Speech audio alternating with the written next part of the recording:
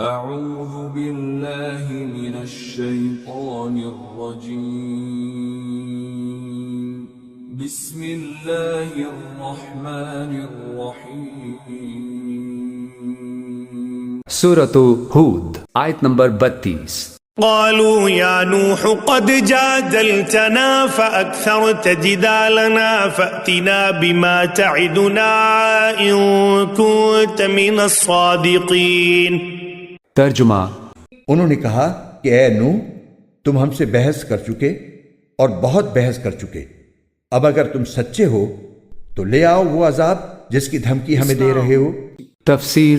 قالوا یا نوح، انہوں نے کہا اے نوح قد جادلتنا، تم نے ہم سے خوب جھگڑا کیا، فاکثرت جدالنا، اور بہت جھگڑا کر لیا تم نے، یعنی یہ کہ جب وہ بالکل ان تمام باتوں کے جواب میں خاموش ہونے پر مجبور ہو گئے، معقول بات ہے جو جواب دیا جا رہا ہے، ان کے پاس اب کوئی جواب نہیں ہے اس کا۔ فاتنا بما تعدنا ان كنت من الصادقین، اب آخری بات وہی ضد اور ہٹ درمی کی، تو پھر لے آؤ جس چیز کی ہمیں دھمکی دے رہے ہو، اگر تم سچے ہو وہ عذاب لے آؤ۔ اب ہم جو ہے ہمارے کان پک گئے ہیں تمہارے یہ بات سنتے سنتے، اور تم سے یہ مذاکرہ اور مجادلہ اور مناظرہ جو ہے مزید ہم جاری نہیں رکھنا چاہتے۔ آیت نمبر 33۔ قال انما يأتيكم به الله ان شاء وما انتم بمعجزين۔ ترجمہ، نوح نے کہا کہ اسے تو اللہ ہی لے کر آئے گا اگر چاہے گا، اور تم اسے بے بس نہیں کر سکتے۔ تفسیر۔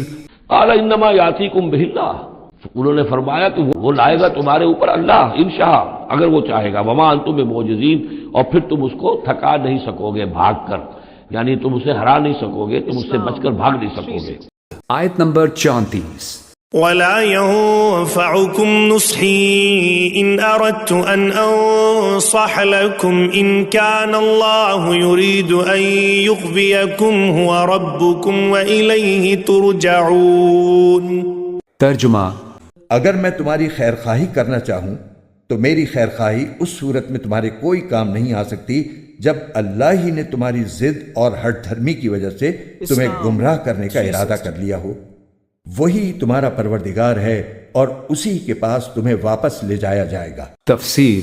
جبکہ اللہ ہی نے تمہیں بھٹکا دینے کا ارادہ کر لیا ہو، یعنی اگر اللہ نے تمہاری ہٹ درمی، شرپسندی اور خیر سے بے رغبتی دیکھ کر یہ فیصلہ کر لیا ہے کہ تمہیں راست روی کی توفیق نہ دے اور جن راہوں میں تم خود بھٹکنا چاہتے ہو انہی میں تم کو بھٹکا دے، تو اب تمہاری بھلائی کے لیے میری کوئی کوشش کارگر نہیں ہو سکتی۔ آیت نمبر 35۔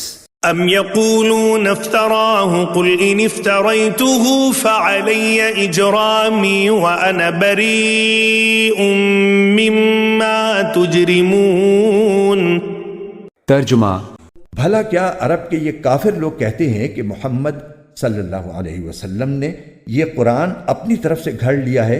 اے پیغمبر، کہہ دو کہ اگر میں نے اسے گھڑا ہوگا تو میرے جرم کا وبال مجھی پر ہوگا، اور جو جرم تم کر رہے ہو میں اس کا ذمہ دار نہیں ہوں۔ تفسیر۔ انداز کلام سے ایسا محسوس ہوتا ہے کہ نبی صلی اللہ علیہ وسلم کی زبان سے حضرت نوح علیہ السلام کا یہ قصہ سنتے ہوئے مخالفین نے اعتراض کیا ہوگا کہ محمد یہ قصے بنا بنا کر اس لیے پیش کرتا ہے کہ انہیں ہم پر چسپاں کرے، لہذا سلسلہ کلام توڑ کر ان کے اعتراض کا جواب اس فقرے میں دیا گیا۔ واقعہ یہ ہے کہ گھٹیا قسم کے لوگوں کا ذہن ہمیشہ بات کے برے پہلو کی طرف جایا کرتا ہے، اور اچھائی سے انہیں کوئی دلچسپی نہیں ہوتی کہ بات کے اچھے پہلو پر ان کی نظر جا سکے۔ ایک شخص نے اگر کوئی حکمت کی بات کہی ہے تو اس سے فائدہ اٹھاؤ اور اپنی اصلاح کرو، مگر گھٹیا آدمی ہمیشہ اس میں برائی کا کوئی ایسا پہلو تلاش کرے گا جس سے حکمت اور نصیحت پر پانی پھیر دے۔ بہتر سے بہتر نصیحت بھی ضائع کی جا سکتی ہے اگر سننے والا اسے خیرخواہی کے بجائے چوٹ کے معنی میں لے لے۔ جس بات کے حقیقت واقعی ہونے اور ایک بناوٹی داستان ہونے کا یکساں امکان ہو، مگر وہ ٹھیک ٹھیک تمہارے حال پر چسپاں ہو رہی ہو اور اس میں تمہاری کسی غلطی کی نشاندہی ہوتی ہو، تو تم ایک دانشمند آدمی ہوگے اگر اسے ایک واقعی حقیقت سمجھ کر اس کے سبق آموز پہلو سے فائدہ اٹھاؤ گے۔ اسی بنا پر یہ فرمایا کہ اگر یہ داستان میں نے گھڑی ہے تو اپنے جرم کا میں ذمہ دار ہوں، لیکن جس جرم کا تم ارتکاب کر رہے ہو وہ تو اپنی جگہ قائم ہے اور اس کی ذمہ داری میں تم ہی پکڑے جاؤ گے، نہ کہ میں۔ آیت نمبر 36۔ وأوحي إلى نوح أنه لن يؤمن من قومك إلا من قد آمن فلا تبتئس بما كانوا يفعلون. ترجمہ اور نوح کے پاس وہی بھیجی گئی کہ تمہاری قوم میں سے جو لوگ اب تک ایمان لا چکے ہیں ان کے سوا اب کوئی اور ایمان نہیں لائے گا، لہٰذا جو حرکتیں یہ لوگ کرتے رہے ہیں تم ان پر صدمہ نہ کرو. تفسیر وَأُوحِيَ إِلَىٰ نُوحٍ، اور وحی کر دیا گیا نوح کی جانب، أَنَّهُ لَن يُؤْمِنَ مِن قَوْمِكَ إِلَّا مَن قَدْ آمَنَ، اب کوئی اور شخص ایمان نہیں لائے گا تمہاری قوم میں سے سوائے ان کے جو ایمان لا چکے ہیں. فَلَا تَبْتَئِسْ بِمَا كَانُوا يَفْعَلُونَ، سو اب جو کچھ وہ کر رہے ہیں آپ اس پر افسوس نہ کریں اور غمگین نہ ہوں. آیت نمبر 37. واصنع الفلك بأعيننا ووحينا ولا تخاطبني في الذين ظلموا إنهم مغرقون. ترجمہ اور ہماری نگرانی میں اور ہماری وحی کی مدد سے کشتی بناؤ، اور جو لوگ ظالم بن چکے ہیں ان کے بارے میں مجھ سے کوئی بات نہ کرنا، یہ اب غرق ہو کر رہیں گے. تفسیر حضرت نوح علیہ السلام نے تقریباً 1000 سال عمر پائی اور صدیوں تک اپنی قوم کو نہایت دردمندی سے تبلیغ فرماتے رہے اور اس کے بدلے سخت اذیتیں برداشت کی، مگر بہت تھوڑے لوگوں کے سوا باقی سب لوگ اپنے کفر اور بدعمالیوں پر قائم رہے. آخر میں اللہ تعالیٰ نے انہیں بتا دیا کہ یہ لوگ ایمان لانے والے نہیں ہیں اور اب ان پر طوفان کا عذاب آئے گا. اس لیے آپ کو کشتی بنانے کا حکم دیا تاکہ آپ اور آپ کے ساتھ ایمان لانے والے اس میں سوار ہو کر طوفان کی تباہی سے بچ سکیں.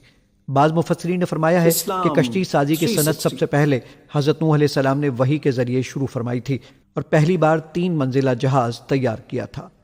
آیت نمبر 38. وَيَصْنَعُ الْفُلْكَ وَكُلَّمَا مَرَّ عَلَيْهِ مَلَأٌ مِّن قَوْمِهِ سَخِرُوا مِنْهُ قال إن تسخروا منا فإنا نسخر منكم كما تسخرون. ترجمہ چنانچہ وہ کشتی بنانے لگے، اور جب بھی ان کی قوم کے کچھ سردار ان کے پاس سے گزرتے تو ان کا مذاق اڑاتے تھے. نوح نے کہا کہ اگر تم ہم پر ہنستے ہو تو جیسے تم ہنس رہے ہو اسی طرح ہم بھی تم پر ہنستے ہیں. تفسیر وہ مذاق اس بات کا اڑاتے تھے کہ انہوں نے دوسرے کام چھوڑ کر کشتی بنانی شروع کر دی ہے، حالانکہ پانی کا کہیں دور دور پتہ نہیں ہے. یعنی ہمیں اس بات پر ہنسی آتی ہے کہ عذاب تمہارے سر پر آ چکا ہے اور تمہیں دل لگی سوجی ہے. آیت نمبر 39. فسوف تعلمون من يأتيه عذاب يخزيه ويحل عليه عذاب مقيم. ترجمہ ان قریب تمہیں پتہ چل جائے گا کہ کس پر وہ عذاب آ رہا ہے جو اسے رسوا کر کے رکھ دے گا، اور کس پر وہ قہر نازل ہونے والا ہے جو کبھی ٹل نہیں سکے گا. تفسیر یہ ایک عجیب معاملہ ہے جس پر غور کرنے سے معلوم ہوتا ہے کہ انسان دنیا کے ظاہر سے کس قدر دھوکہ کھاتا ہے.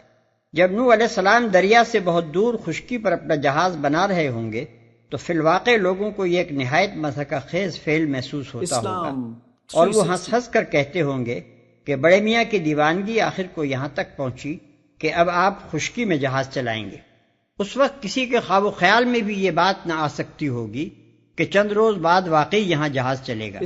وہ اس فعل کو حضرت نوح علیہ السلام کی خرابی دماغ کا ایک صریح ثبوت قرار دیتے ہوں گے، اور ایک ایک سے کہتے ہوں گے کہ اگر پہلے تمہیں اس شخص کے پاگل پن میں کچھ شبہ تھا تو لو اب اپنی آنکھوں سے دیکھ لو کہ یہ کیا حرکت کر رہا ہے. لیکن جو شخص حقیقت کا علم رکھتا تھا اور جسے معلوم تھا کہ کل یہاں جہاز کی کیا ضرورت پیش آنے والی ہے، اسے ان لوگوں کی جہالت و بے خبری پر اور پھر ان کے احمقانہ اطمینان پر الٹی ہنسی آتی ہوگی، اور وہ کہتا ہوگا کہ کس قدر نادان ہیں یہ لوگ کہ شامت ان کے سر پر تلی کھڑی ہے. میں انہیں خبردار کر چکا ہوں کہ وہ بس آیا چاہتی ہے اور ان کی آنکھوں کے سامنے اس سے بچنے کی تیاری بھی کر رہا ہوں، مگر یہ مطمئن بیٹھے ہیں اور الٹا مجھے دیوانہ سمجھ رہے ہیں.